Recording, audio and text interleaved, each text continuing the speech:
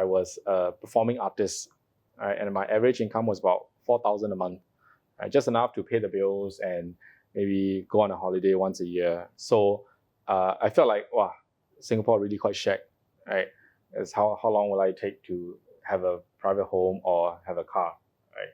And I think in Singapore, sadly, a lot of the new generation, right, they don't see savings as a priority, right? Because they are more used to living the money in, money out life. This is a function of the fact that as a society, I think we are progressing to be more, we like enjoyment, right? And rather we don't see the longer picture of it. Secondly, I think it's because of the fact that a lot of parents of the current Gen Zs have a lot of money and they are supporting their kids.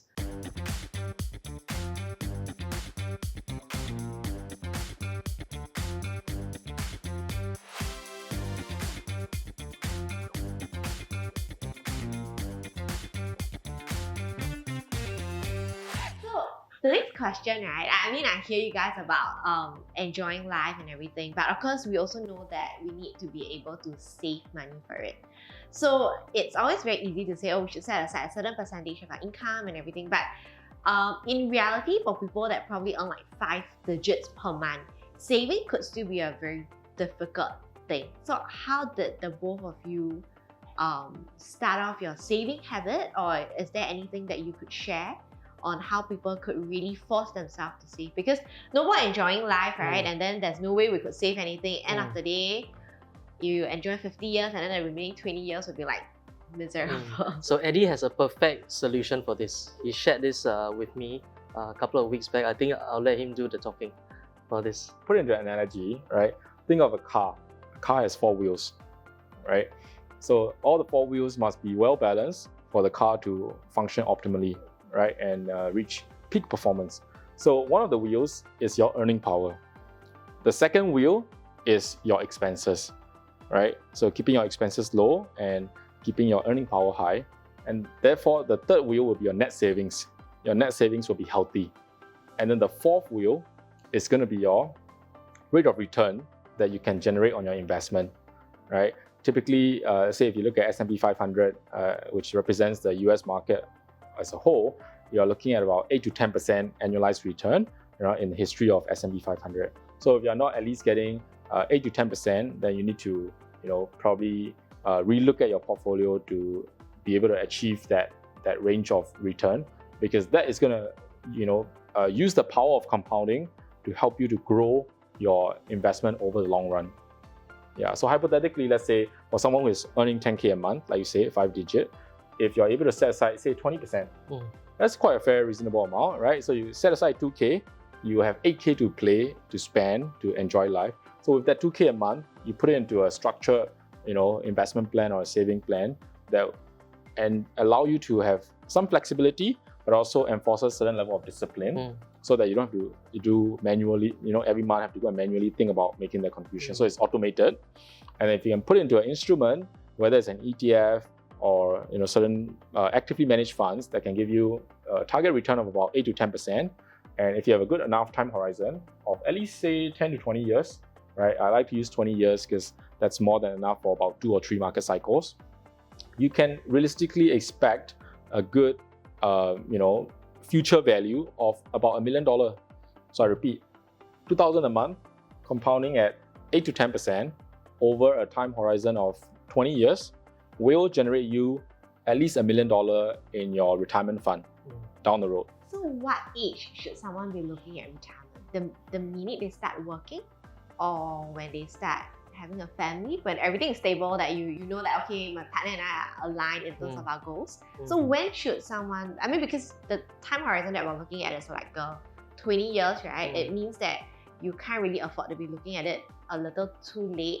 Otherwise, you'll probably be retiring at like a much later years. So what is a right age that you guys would recommend someone to be looking at retirement? Yan Ling, it's never too early, right? So to answer your question, the right age is as soon as you start working, right? You got to set aside amount every month. But the next question is, I think more relevant is, how do you have the discipline to set aside that amount? That's right? Yes, we do want to have the 4 engines, but what gives you the discipline to set aside this? And I think in Singapore, sadly, a lot of the new generation, right? I'll just use the word new generation.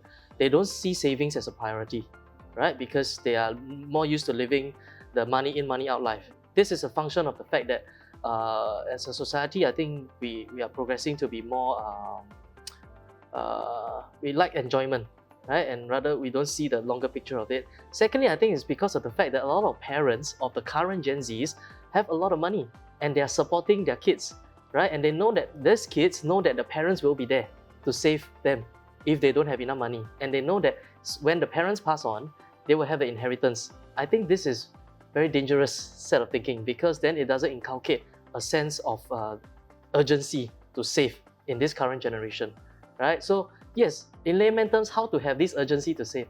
Wow, in today's terms, very hard, because the parents are there, right? They know that they have a mountain behind, which is the parents, right?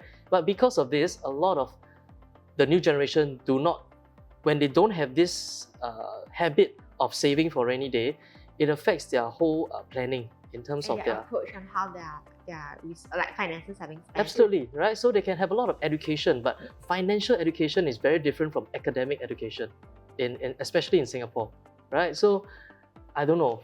I thought long and hard, how can this new generation start to have this sense of urgency to plan for their own future, right? I think one way is fear, right? So imagine now you don't have a retirement nest egg. By the time you're 50, you cannot even retire, right? You might really be needing to go to the hawker center to clean tables. But I think that is a bit far. I mean, if we're discussing the younger generation, right?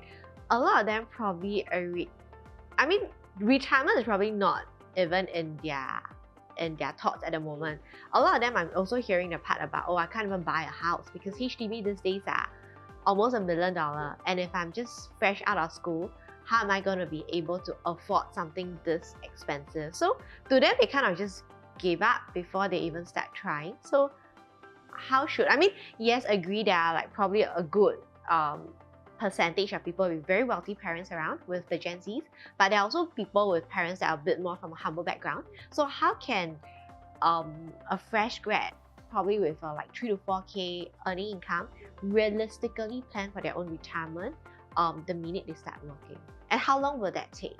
Okay, so in today's context, I think, to be honest, 3 to 4K, you're going to take a long time before you can accumulate enough just for the down payment of a house, right? So in today's sense, that 3 to 4K is really quite average and basic already, right? So to the young person out there who just graduated, I would say you need to climb fast. If you can't climb fast, find a skill set that can give you the income that multiplies faster, right? Rather than a typical corporate route. There's no other way, right? It's either you increase your top line or you decrease your expenses, right? Increasing your top line, which means finding a job, starting a business or something that can give you more income, is a faster way to achieve your down payment, right? As compared to controlling your expenses. So yes, this is the world that we live in, right? This is the Singapore that we're at now. Cost of living is not cheap. HDB, like you said, is already how much? If you want a condo, it's already 1.5 million, right? So yeah, in today's world, believe it or not, this is the hard facts of life. I can relate to this because 4 years ago, I was quite in that situation that you described, right? Previously, before I entered financial services, I was a performing artist, right? And my average income was about 4,000 a month, right? Just enough to pay the bills and maybe go on a holiday once a year, right?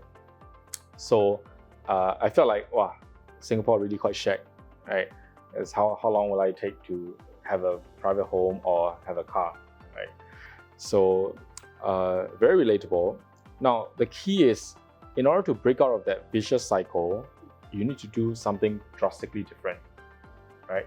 So number one, like what Xing was saying, find a niche skill that is highly valued by the society so that you are no longer mispriced, right? You're no longer mispriced by the society and you'll be compensated based on the value that you bring to the economy rather than based on the amount of time that you sit at the desk, right? That's one key area. So for example, in sales, right? Whether you are a property agent or in financial services, or even if you sell cars, right? Your earning power is unlimited. It's just based on how much results you produce. You're not trading time. So that's one way that you can massively change the trajectory of your earning power, right? On the second hand, if you look at the asset prices over the last 10, 20 years, right, it has appreciated much faster than wages, right? Which is why if you just, if your only income is wages, then you're going to be outpaced by inflation and by asset prices going at such a fast, pace. So number one is to go into a role which can potentially multiply your earning power based on performance, based on results, not based on time, right? So we've been fortunate in that sense that 4 years ago, we're just average Singaporeans with decent education, without the earning power. But in the last 4 years, we have transformed ourselves into a career or into a role that is highly valued by the society. And this is not going to happen overnight. It might take you 2-3 years perhaps to craft a niche, right? So I would say that's that's what has worked for me and Shane. So it's not going to happen overnight, right? Because such a career switch takes a leap of faith, right? And if I may share, when I first started in the sales career 4 years ago, I was literally not making enough to pay the bills, right? In my first 6 months in this career, I was averaging less than 1,000 a month. Can you believe it? Like, I even had to think about which hawker center to go to, right? And I was actually stay in a rental, in a room, HDB, a rental room in an HDB with my mom. That means my mom and I were sharing one room, because we were quite tight in terms of our cash flow, and circumstances were not ideal. So if I could go from averaging 1,000 a month in commission to having top of the table in my first year in the industry, I think it shows what's possible if you take a different strategy towards your career. Yeah. So what I'm hearing is they should not stay on an average job, because if 3 to 4K is going to take you a long time.